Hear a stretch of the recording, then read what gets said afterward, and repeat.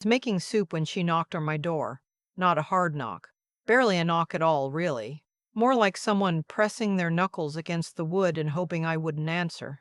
I turned down the flame on the stove and wiped my hands on the dish towel hanging from the oven handle, and I went to the door, and when I opened it, my daughter-in-law was standing on my porch in a coat she hadn't buttoned all the way, holding her baby against her chest like she was afraid someone might take him.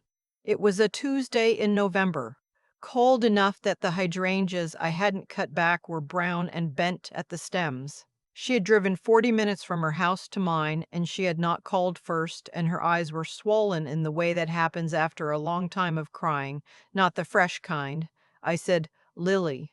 Just that. Her name. And she said, "I didn't know where else to go." I stepped back and let her in. Her son's name was August. He was 14 weeks old. She set him down in the bouncy seat I kept by the couch, the one my son had bought and left at my house for exactly these kinds of visits. And she sat down on the edge of my armchair like she wasn't sure she was allowed to be there.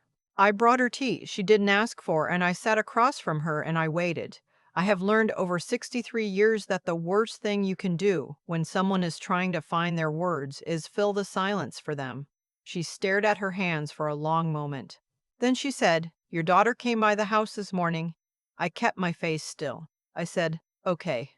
She said she needed to drop something off for Owen. She said it would only take a minute. She looked up at me. I let her in. I made her coffee. I nodded. We were talking.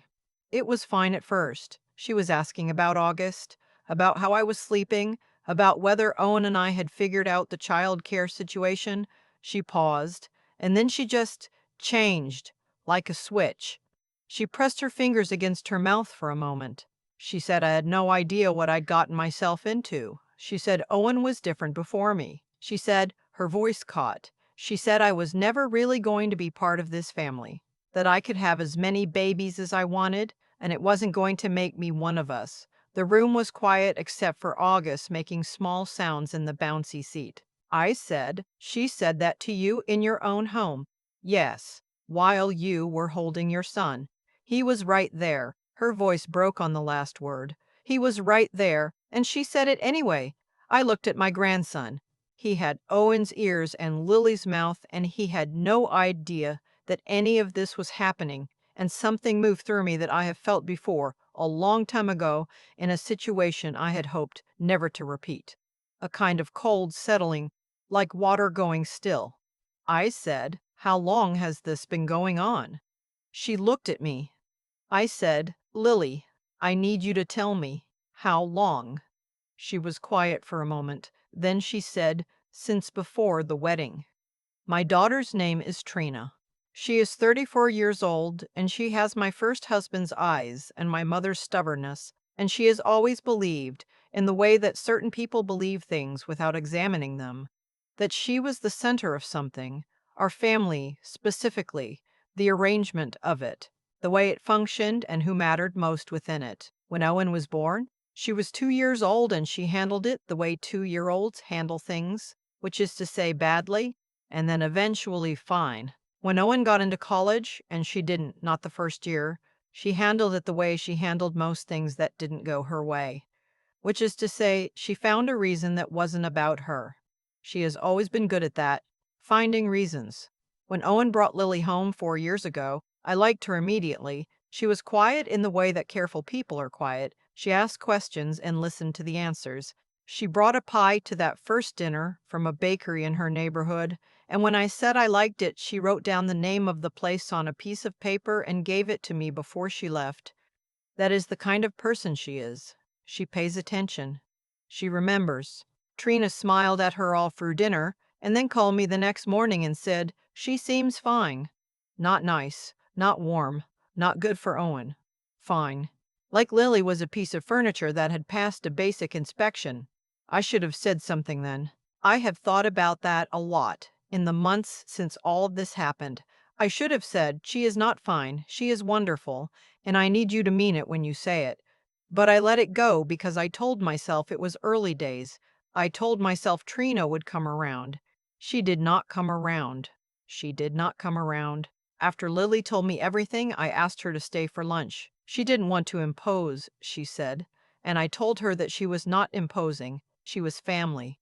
And she looked at me when I said that word with an expression that was hard to look at directly. I heated up the soup. I fed August while she ate. He had recently discovered that he could grab things, and he kept grabbing my finger and holding on with a force that seems impossible for something that small. I thought about what Trina had said. I thought about the fact that this had been going on since before the wedding, which meant for years Lily had been coming to family dinners and holidays and Sunday lunches and absorbing things she should never have been asked to absorb, and she had done it quietly, without complaint, without asking me to fix it, because she didn't want to make trouble, because she had married into this family and she was trying every single day to belong to it, and my daughter had been making sure she understood that she never would. I thought about August, 14 weeks old. He was going to grow up and he was going to understand eventually what his aunt thought of his mother. Children always understand. They absorb it the way they absorb everything else, quietly and completely, and it shapes them in ways you can't undo. I was not willing to let that happen. I put August down on the little mat on the floor, and I sat down across from Lily again, and I said, I need to ask you something, and I need you to be honest with me. She said, okay. I said, does Owen know how bad it is? She was quiet for a moment. Then she said, he knows some of it. Not all of it. I don't want him to have to choose. I said, he is not going to have to choose. But I need you to tell him tonight. Everything you told me, plus whatever you haven't told me yet. Can you do that? She said, I don't want to cause problems. I said, Lily, she came to your house. She said those things to you while you were holding your baby. The problem is already here. The only question now is whether we deal with it. She looked at me for a long moment. Then she nodded. I called Trina that evening. She answered on the third ring, and her voice had that particular brightness it gets when she's expecting something she wants. I said, I need you to come over tomorrow morning. I need to talk to you. She said, is everything okay? I said, I'll see you at 10. I did not sleep well. I am 63 years old and I have had difficult conversations before. I've buried a husband. I've sat in hospital waiting rooms. I have watched people I love make choices I could not support, and I have had to find a way to say so without losing them. I am not afraid of hard things, but I was sitting with something that night that I did not entirely have a name for. Not anger exactly, although anger was part of it. Something older and quieter and more final. My daughter had looked at the woman my son loves and the child of that love, and she had decided they were not enough, that they did not belong. And she had been saying so quietly and consistently for years, in ways small enough to deny and large enough to damage. I made chamomile tea, and I sat at my kitchen table, and I thought about what I was going to say and how I was going to say it. I thought about my own mother, who had a saying she used when things in our family got sideways. She used to say that you can love someone and still hold them accountable, that love without accountability is just permission. I wrote some things down, not a script, just an outline of what needed to be said. I went to bed at 11, and I lay there for a while listening to the heat come on and off in the walls, and eventually I slept. Trina came at 10:15, which told me something, because Trina is never late unless she wants to be, unless she is trying to arrive on her own terms. I let her in. I did not offer coffee. I sat down in the chair across from the couch, and I waited until she had settled, and then I said, Lily came to see me yesterday. Something moved across her face, fast, gone before I could name it. She said, oh, I said, she told me about your visit. Trina was quiet for a moment. Then she said, I just stopped by to drop something off. You stayed for over an hour. We were talking. It's not a crime to have a conversation. I said what you said to her. She looked at me directly then. There was something in her expression that I recognized and did not like, a kind of preparation, like she was already building a defense around something she knew was indefensible.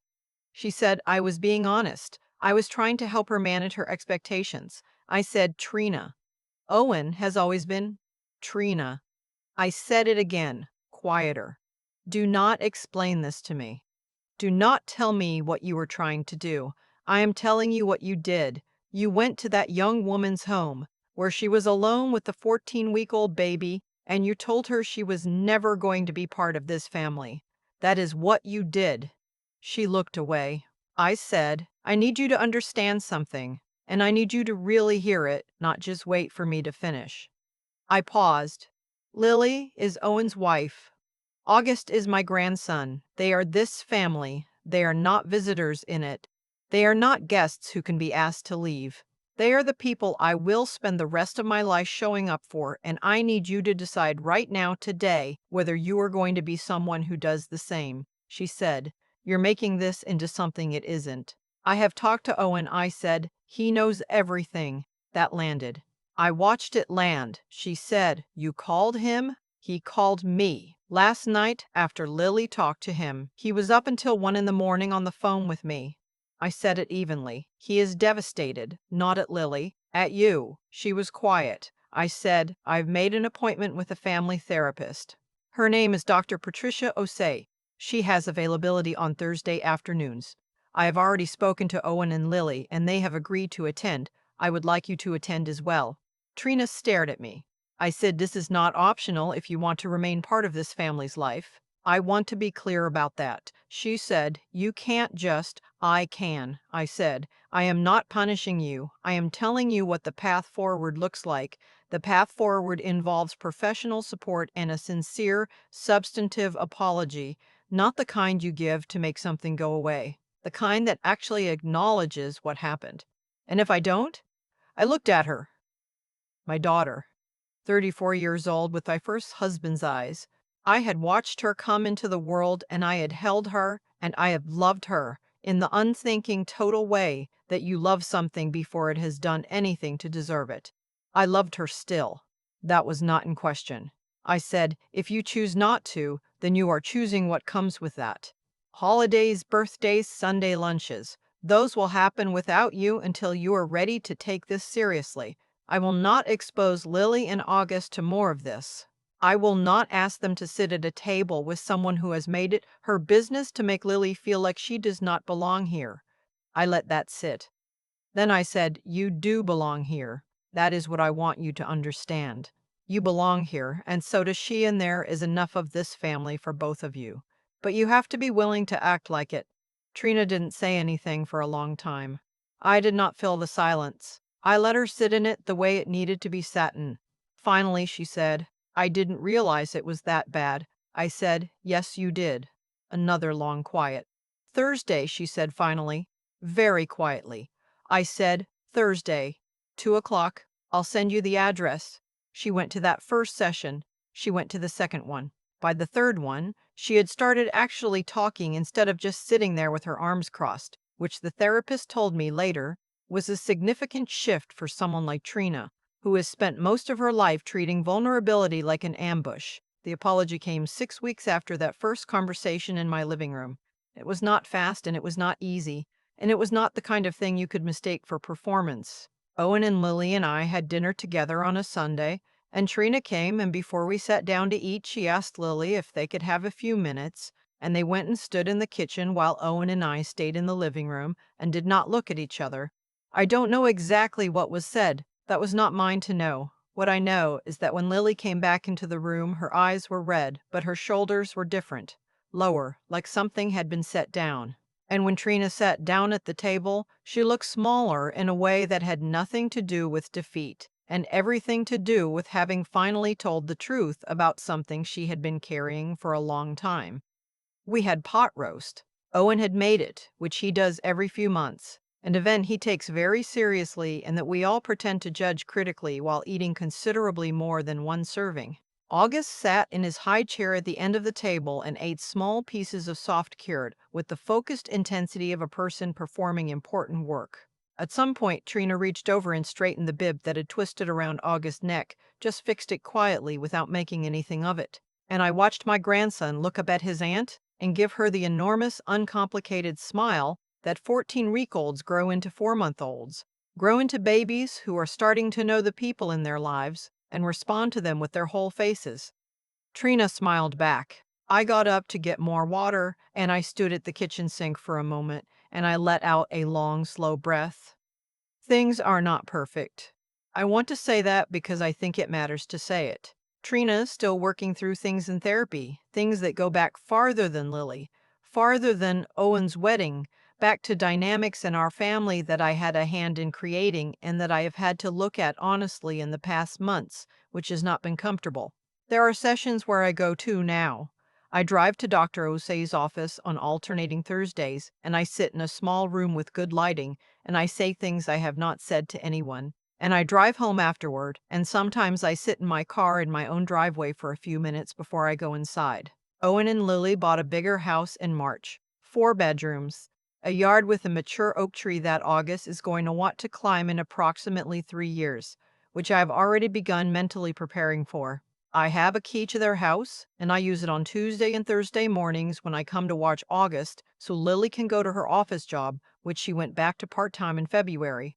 She calls me on her lunch break sometimes, not to ask for anything, just to talk. Last Sunday I went over for dinner, and Lily had made a chicken and biscuit casserole, the kind with the drop biscuits on top that brown up in the oven.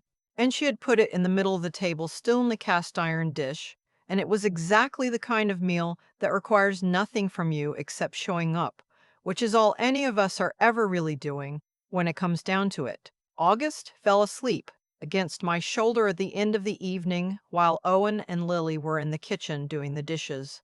I could hear them in there, talking about something, laughing about something else. The particular sound of two people who are comfortable in a shared life. I sat in an armchair in the living room with my grandson's warm, heavy weight against my chest and his small hand wrapped around my thumb, and I thought about Lily standing on my porch in November with her coat half buttoned, not knowing if she could knock. She knocked, and I think about what might have happened if she hadn't. If she had driven home instead and decided it wasn't worth the trouble. If she had kept absorbing it, quietly the way she had been doing for years, until the weight of it changed something between her and Owen, between her and this family, between her and the version of herself she deserved to be. She knocked, though, and I opened the door. That is what I want her to know, and what I want August to know someday when he is old enough to hear it, that the door was always open, that it will always be open. That belonging is not something anyone gets to take from you once it has been given, and it was given to her the moment my son looked at her like she was the answer to a question he had been carrying, and she looked back at him the same way. Some people will try to tell you that family is blood and nothing else, that there is an inside and an outside, and the line between them is fixed. Those people are wrong, and I have 63 years of evidence to offer on the subject. Family is the person you call when you don't know where else to go. Family is the door that opens. Family is the soup that's already on the stove. I make it every Tuesday now. She knows to come by whenever she needs to. She doesn't always knock anymore. Sometimes she just lets herself in, which is the closest thing to belonging that I know how to measure.